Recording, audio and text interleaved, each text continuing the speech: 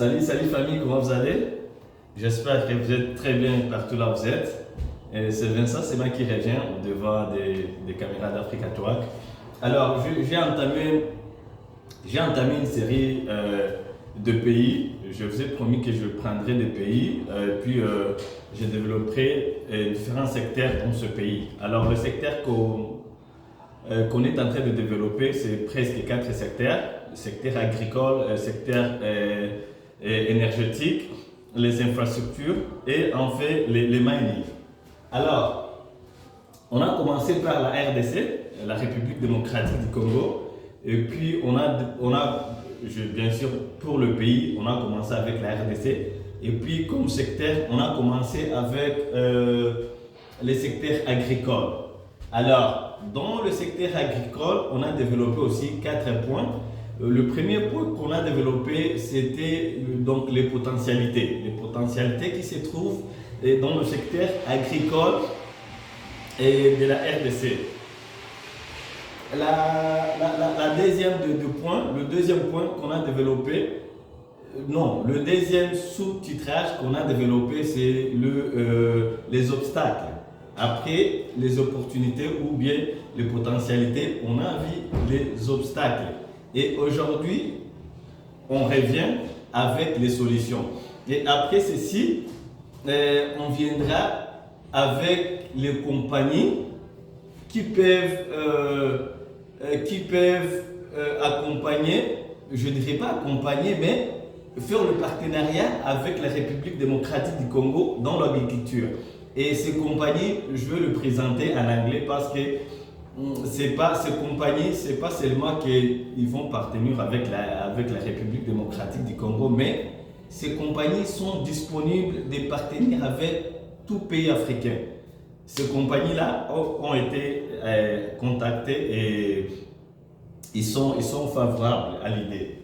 Alors aujourd'hui, on va partager les solutions dans le secteur agricole.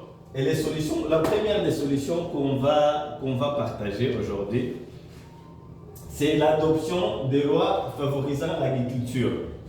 La RD Congo, comme tout autre pays africain, si vraiment ils veulent attracter, ils veulent,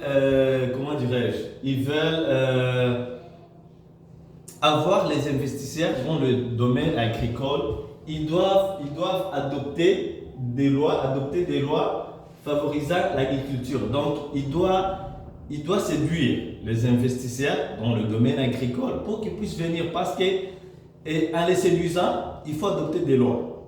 Sans des lois, je ne pense pas que donc il y aura pas. Donc, il faut les inciter. Il faut adopter, il faut faire des lois qui vont inciter aux investisseurs dans le domaine agricole de venir.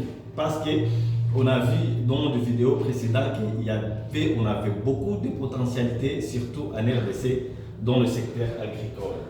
La deuxième des solutions, c'est augmentation du budget annuel dans le domaine agricole. On a vu qu'il y a eu en 2003, il y a eu des accords à Maputo, au Mozambique. Le chef d'État des pays africains se sont réunis pour qu'ils puissent augmenter le budget annuel octroyé à l'agriculture. Mais malheureusement, la plupart des pays africains, le budget qui est alloué à l'agriculture est encore très bas. Comme la République démocratique du Congo, il est encore à 3%. Mais si aujourd'hui, ils décident d'allouer au moins 10% du budget annuel ou du budget national annuel à 10% pour chaque année, ça peut créer d'énormes changements dans le secteur agricole. Parce que, comme on l'a vu, la RD Congo a plus de 80 millions d'hectares de terres arables non exploitées. Donc, s'il quitte à 3% et jusqu'à 10%, ça va créer d'emplois et on va voir que la RD Congo ne va plus importer les denrées alimentaires, mais au contraire, il va commencer à exporter.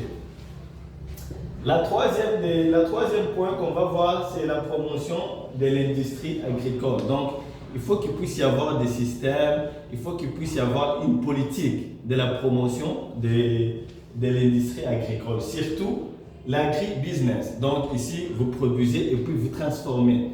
Donc agribusiness, il faut que le pays arrive à faire ça. La quatrième de point, la transformation locale.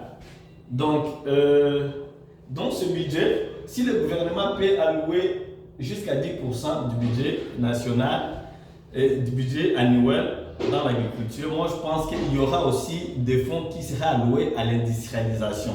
Donc, l'industrialisation, qui dit l'industrialisation, dit transformation. Donc, on va commencer à transformer nos produits locaux, soit à des produits semi-finis ou à des produits finis. La cinquième des solutions, c'est soutien aux PM. PM, ça veut dire petites et moyennes entreprises. Donc, le gouvernement, c'est que la plupart en tout cas, c'est un handicap où je dirais c'est quelque chose qui ne va pas du tout. Les entrepreneurs locaux, les entrepreneurs domestiques, surtout les PM. Les PM, ça veut dire petites et moyennes entreprises. Ils ne sont pas du tout soutenus, surtout dans nos pays africains. Or, c'est ça, ce sont eux qui créent la richesse. Les petites et moyennes entreprises, s'ils sont soutenus, surtout dans le domaine agricole, ce sont eux qui vont créer la richesse. Donc, on demande à nos gouvernements, ce n'est pas seulement les gouvernements congolais, mais c'est tous les gouvernements africains, de soutenir surtout les PM locales. À la sixième position, on a les taxes agricoles. Donc, il faut aussi commencer à songer comment est-ce qu'on peut réduire les taxes agricoles. Et puis, la dernière des solutions, c'est l'exonération des machines. Il y a plein de gens qui veulent se lancer dans l'agriculture, mais vous savez que de nos jours, toute chose est devenue technologique. Donc, il faut des machines appropriées. Ce n'est plus bon de cultiver, d'utiliser les moyens traditionnels, de cultiver à la main, mais il faut des machines.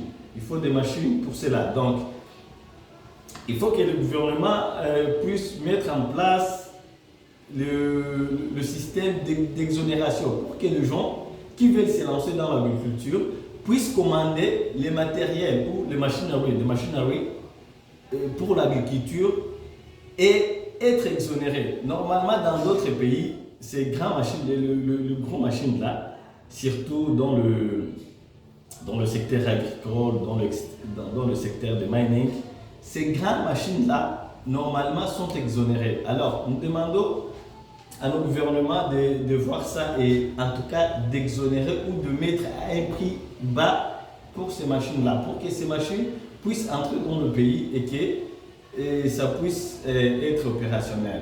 Merci beaucoup.